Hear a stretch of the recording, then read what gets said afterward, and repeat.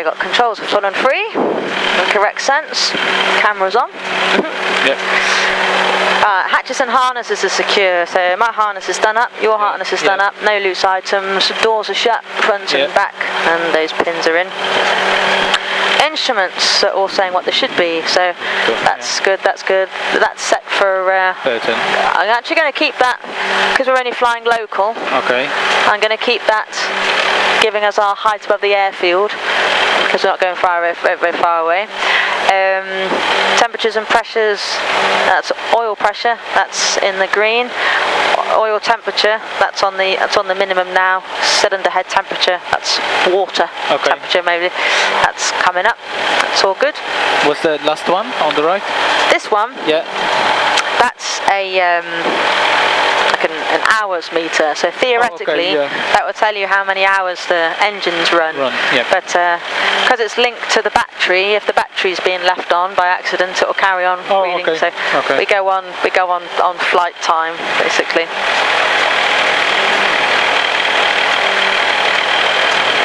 Go. Radio's on and transponders on. So fuel, well, I've got plenty of fuel because we've got about 35 odd litres in there. So the fuel tap is in line, that's on, the choke is off, and we've got a backup fuel pump that we use for takeoffs and landings. Fuel and flap. So the flaps are on the inboard section of your wing over there. We use one stage of flap for the takeoff. Helps us use less of the runway, take off quicker. Fuel flaps trim. So the trim is related to this little indicator here. Where is it? That's so on the elevator, on that bit. See on that side, that looks like there's a little bit of an extra bit hanging off the back. That's the trim tab on the back of the elevator. So trim is set neutral. Nothing's hooked up to these two. Shift WAP, wind and weather. We've got a bit of a crosswind from the northeast, and we've got a tractor on the runway. All clear. Right, and power checks. So we're going to hold it on the brakes, increase the power slightly, and they're going to knock off one ignition, and you see the power dropped, but the engine still kept on going. That's good. So you need to see the power drop. Always runs a little bit rougher on this one. But it hasn't quit, that's good. And then bring the power all the way back to idle to check that you have got an idle. It is, it's not cutting out. And then put it back up to where it's happy. And that's all checks complete. So we're ready to go. Let's see where this guy's going. That's the fastest tractor I've ever seen. Big one. So quick, it's in the field. So they can just land anywhere. You pick up a meadow and you can... If it's big, if it's big enough. Wait for him to get a little bit further on. So what's the minimum takeoff length? I don't know, how do you call that? How much of the runway does it need to take off? Well, if you got the wind coming straight down the, if you got a wind coming up the runway, which we do, a lot less. So we've got 650 meters, and we'll probably be off the ground by the top of this, by about where Richard is. Okay. Yeah. So ready? Oh, you're just turn these down so that you don't get a hurricane coming into the cockpit, and we're good to go. So hopefully that tractor won't turn around. There he is. So it accelerates. There we go. And we're away.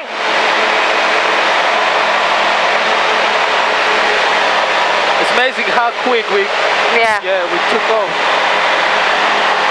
We'd use at least, we'd use about 3/4 of that length, 3/4 of the runway to get off the ground in the heavier weight one. It's, you know, I've flown lots of times. I'm Polish, so when we go visit families, but I never see it from the you never see this bit. From the front. There's a little bit of movement in the air at the minute, so but that's hands and feet off.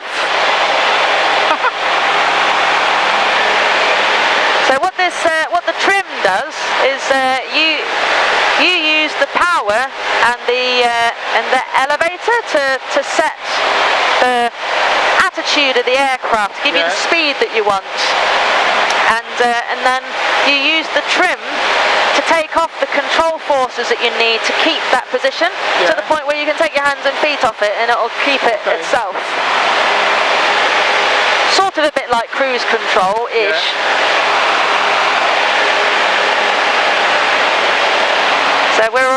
So this altimeter has given us our height above Darley Moor. So we're just coming up through 1,100 feet above Darley Moor. But the ground that we're flying over now, as we head north, is coming up underneath us. It's getting higher. So having the altimeter set to a ground base is only relevant when you're flying quite close in. Well, the more advanced planes, they've got the radar and they can read proximity. Yeah, the big ones. So we're going to go and fly up to a place called Dovedale up here, which is. Have you ever walked there? Have you been up this way walking? Don't think so. It's very pretty. Is it where the Abraham Heights are? Pardon? Is it where the Abraham Heights are? Matlock? Heights of Abraham. Yeah. Right. It's there. No. It's out to the right. So, we've got a big reservoir. That's Carsington Water. Matlock. What's that called? Carsington Water. All right. Matlock is on the other side of. You see the wind turbines? It's on the other side of that. Okay. And that's where the Heights of Abraham are. The cable cars. So because we've got the camera on that wingtip, that camera points that way. So I'll try and position the aircraft so that we get the nice bits on the camera. Okay. And then we'll move around so that you can see it as well.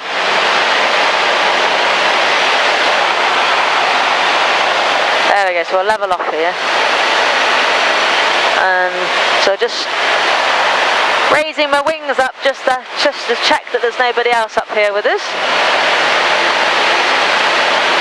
Right, so we are flying straight and level at 60 knots airspeed, there or thereabouts, and it's trimmed to fly hands off and maintain straight and level flight. So the horizon, you can just about make the horizon out in front of us. So you know when you're flying level, when so for your eye level, follow the horizon across and see where the horizon cuts through this tube here. So for my eye level, it cuts through about there. So when you've got the horizon cutting through that point, we're level, we're not climbing or descending. So that's what level looks like. And you know when you're flying straight, when your wings are level with that horizon. So these bars here, they're the front edges of your wings. When they're parallel with the horizon, you're flying straight, and this one points straight up. Right, so I've got control, but you put your hand on the stick, and this is ever so light response-wise, this is. So, looking ahead at the horizon, if we bring the stick back, straight away, what's the nose doing? Goes up. Yeah, so the nose pitches up, we're climbing a little bit, but the speed goes down. If you put the stick forward, come on, put your hand on it, so you're only following on through on my inputs, I'm in control. Put the stick forward, nose goes down, we go down, but we also speed up. It's a bit windy today. Hey? It's a bit windy today. I've driven there, I know where it is. You know where we are? Yeah. Right, and then if you want to turn, let's go to the right now, because that's where Dovedale is. If you want to go to the right, look to the right, and put the stick to the right, and you see the right wingtip drop down towards the horizon. When you get it just below the horizon, put the stick back to the centre, stop pushing it basically. And if you let go of the stick and I let go of the stick, it's stable in the turns. No way. Yeah. So we're not bringing the rudder pedals into this at the minute, but we'll do that in a minute. So we'll get a nice, let's get a nice picture of Dovedale on the camera. And then you can do the rest of the flight. So the turbulence that you can feel, it's not wind, that is, well, it will be a little bit of the wind. That is that's the hot air from the ground that's rising up. So you've got warm air going up and cold air going down, and as we fly through it, we feel that is turbulence. So if we went much higher, it'd all get silky smooth. Yeah. But then you got to think about everything here. You can't just look around. No. The reverse is true. This is the problem. People that fly flight simulators and big planes, they're all about the instruments. Stuff the instruments. Look at the scenery. And when you're looking at the scenery, you're unconsciously taking in the horizon and everything. And look, you can see I'm in a turn now to the right. I can see where the horizon cuts through my wing. Why do I need a bank angle indicator on my instrument deck when I can see it when I look outside? I understand. So you fly an aircraft as if all of your instruments have just broken, and you'd be flying on instinct, which is much better. It's a bit of a comfort zone lead for me. Yeah. So we're going to go up a little bit higher, because it'll be smoother a little bit higher. Okay. Well, I don't mind turbulences. It's just... It'll be easier for you to feel what's going on. We've got to go quite a lot higher until we get into the really smooth area, but it will be a little bit nicer for you. So you see this valley down by the right. We're going to follow the valley up the right hand side, cross over at the top, and then fly back down the other side. So you've got a little reference to follow. And look how I'm flying it most of the time. It's just tiny little touches.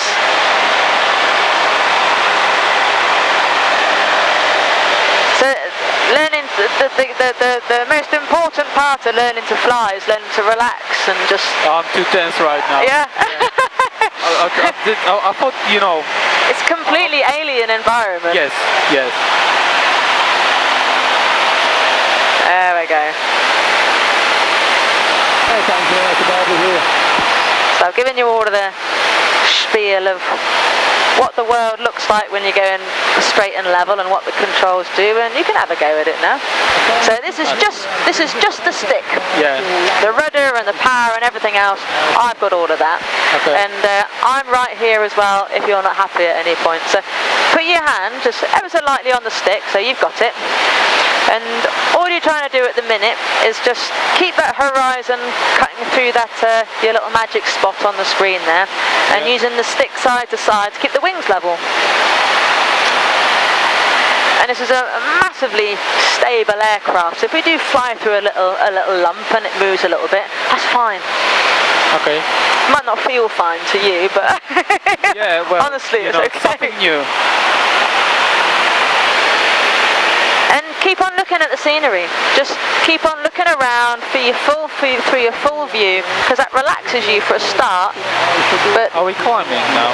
We are climbing just a little bit. So you see, so you knew that because your nose attitude had gone up because you were pulling the stick back a little bit. That's it.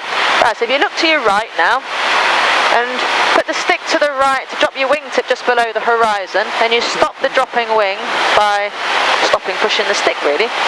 So during the turn, you also look at the nose. If the nose is up here, you're probably pulling the stick back too much, and vice versa. That's it.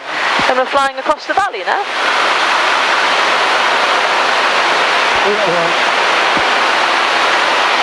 That's lovely.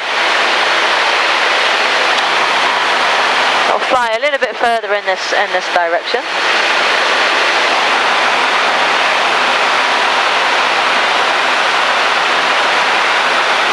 That's it, and then fly us down the other side. We're going to keep the valley on the right hand side.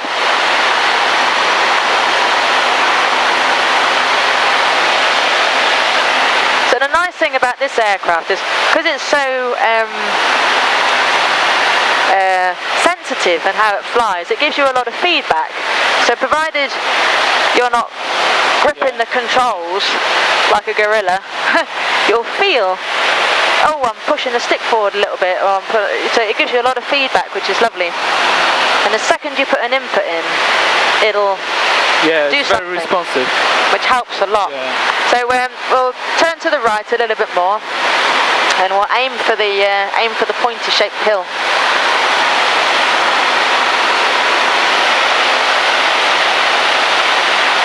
Oh, that's lovely.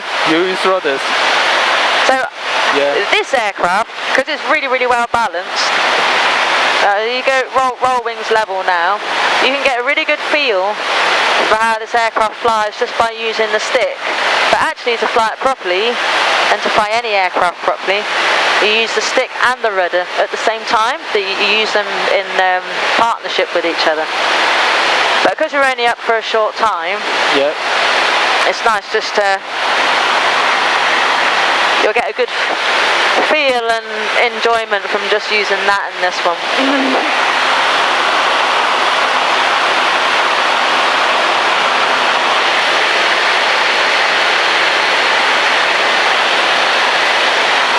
So Ashbourne is about your 11 o'clock over in that direction.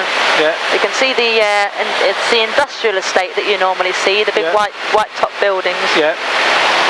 So we'll just keep on going in this direction to start. How does that feel? I'm getting used to it. Yeah.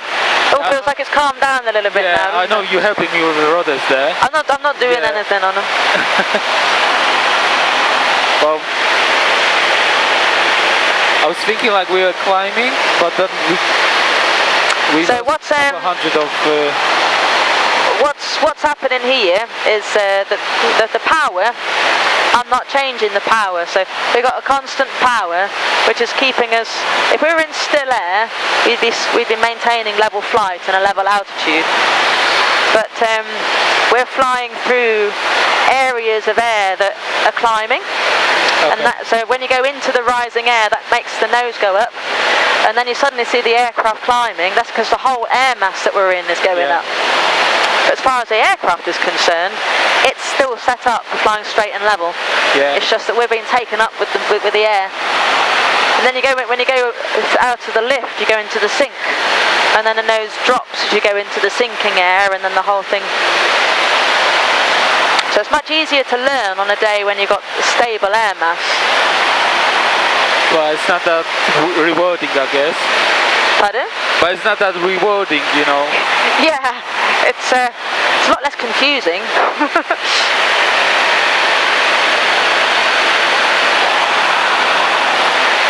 That's great. So we're going to we'll climb up a little bit. So right, put the nose back down. To where that's it, so find level flight. So power controls height, not. Oh, right. Yeah? So stick forward and stick back controls pitch, nose up, nose down, and airspeed. If you want to climb, you need more power. So let me hold this for a bit, and you get your left hand and find the throttle. Right, and now put your hand back on the stick again. So I'm going to give you the power and the stick. So we want to climb up a little bit. I want you to keep the wings level with the horizon, using the stick left to right, and I want you to increase the power to full power. So your left hand wants to go all the way forward. And as you bring the power on, I want you to raise the nose up slightly. And hold the nose attitude about there and go full power. That's it. And wings level with the horizon. That's it. And hold the nose attitude about there. And we're climbing. So if we want to go back to level flight, I want you to lower the nose to where the level flight picture was and bring the power back to 4,000 RPM. So bring the power back quite positively to start off with. So left foot back, left hand back, back, back, back, back. And nose down. So level flight picture on the nose. Level flight picture on the nose, that's it. And throttle back to 4,000. So throttle back, back, back, back, back, back, back, back. There we go. Right, and now we're going to go back down again. So if you want to go down, you're going to lower the nose a little bit, and then bring the throttle all the way back to the seat. All the way back to the seat, and you can do it quite quickly, that's it. Then lower the nose until the horizon's about there. Almost halfway up the screen, that's it. God, that's so tense. And the airfield is off to your left. Oh, so you're going to look to the left, and you're going to roll the wings to the left. You're going to keep this lower nose attitude as it is, that's it. And I'm going to help you with the rudders. That's lovely. Roll over. Right, so now we need to level off again. Yeah. So roll the wings level and increase the power back up to the 4. That's it. That's it. So you've got the number 4. Roll the wings level and find that level flight picture. There you go. So you've done the power and you've been controlling roll and pitch. The only thing that we haven't done is the rudder. Yeah, you have to. Yeah, I guess I would need a bit of more practice to. What you need is time to get up and play with it. Yeah, relax a little bit. Yeah. Because, I think I won't be able to lift my hand. So the airfield is off over there. So we're 1,400 feet above the airfield. So you put on a little bit more power. So left hand, a little bit more power, and just raise the nose a touch more. That's it. Hold the nose there. That's lovely. We're flying 90 degrees to the runway centre line at the minute. So keep the wings level with the horizon. That's it. So the key to keeping relaxed and seeing what's going on is that you keep on looking all the way around from one shoulder all the way around to the other, using that horizon as like your central reference. Can you see the airfield down there? No. Oh yeah. That's it. You got it. So we're going to fly over the runway centre line at this end. Yeah. And then we're going to descend down. We're going to do like we're going to join a 3-dimensional roundabout, if you like. Right, so there's nobody underneath us. Right, so we need to start descending. So wings level with the horizon, lower the nose for me, and then take off the power. Nice and quickly off the power, all the way back to the seat. That's it, all the way back to the seat. Yeah. And then look to the left and roll to the left.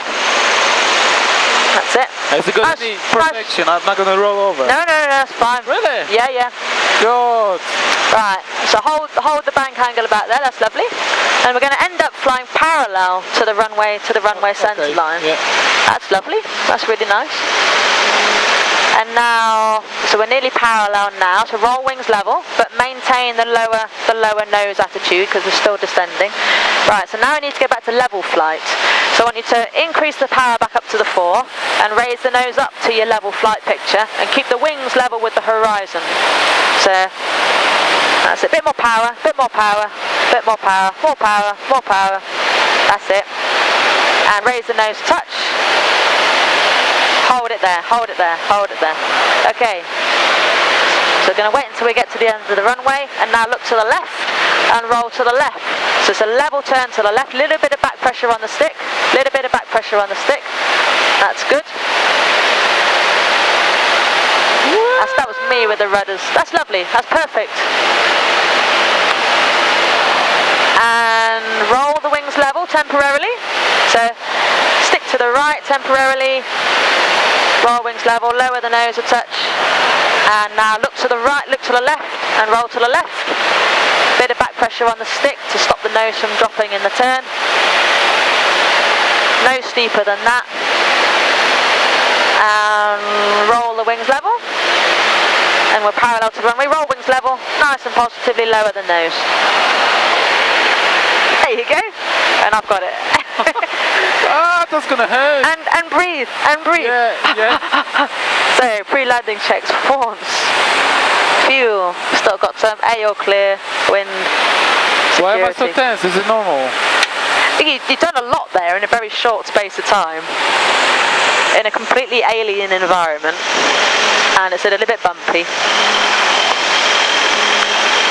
So yeah, you're going to be tense.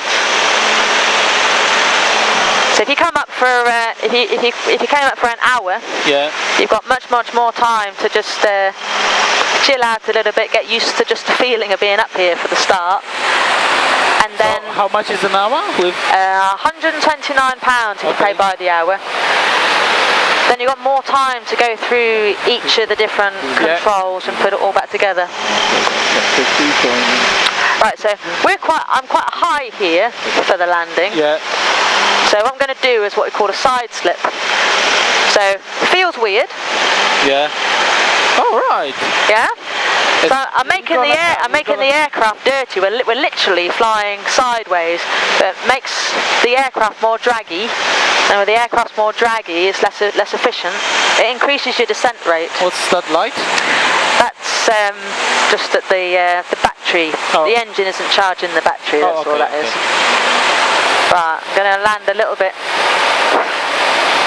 further on beyond the tractor. That was amazing. We're just about to fly into a thermal. There's a buzzard above our heads. There we go. I look long towards the end of the runway, not down at the ground. So we've got a little bit of a bump here that you always end up bouncing off. And there we are. Well done. Well done. That was amazing. Well done. Yeah, you've done a lot there in 20 minutes.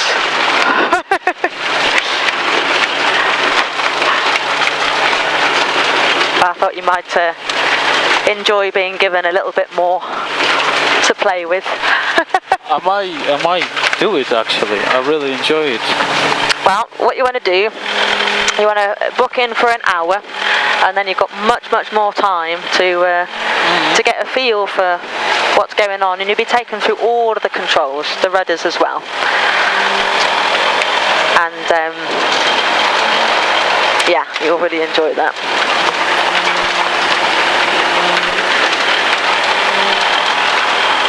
It's getting used to it. It's like this just reminded me my first driving lesson. Yeah, because you had no idea what I've got the message from you, but then I have to put it into my body and you know, legs and everything. Well, I haven't used my legs, but so just like when you're learning to drive, yeah, you don't really see more than 5 meters above, beyond the end of your bonnet. Yeah. Exactly the same with this. When you actually, people are better at flying an aircraft when they've got no idea what they're doing, because they spend all the time looking around at the scenery. Yeah. Not at this lot. And when you start thinking, you stop looking, and when you stop looking, you lose all of your references of what you're trying to aim for. And so the secret is just enjoy it and keep on looking around at the scenery, and then your body will work out the rest. That is amazing. Really nice. Which is the difference when you go on flying, when you go and learn to fly light aircraft or commercial stuff. It's all geared to instruments. Look at your set this up on your instruments, and not so much about what it feels like, looks like, and sounds like. Yeah. So you become much more of an instinctive pilot flying these. Then when you said to me to do one thing, I was losing a focus on another. I was losing my nose. It was, you know, the pitch was wrong. Yeah. But you're still doing it really, really well. Thank you. Really enjoy it. Yeah, you'll really enjoy going up for a full lesson. And how many lessons do I need to? I say it's if you do the microlight license, it's a minimum of 25 hours, but on average it's about 40. If you learn on the light aircraft type, it's 40 hours minimum. We don't teach those here. They do those at Taton Hill, Depends on what you want to end up doing, you see. I don't know yet. Yeah. I'll stick to my job. And then we will see. So I'm going to park this one here and then drag it back.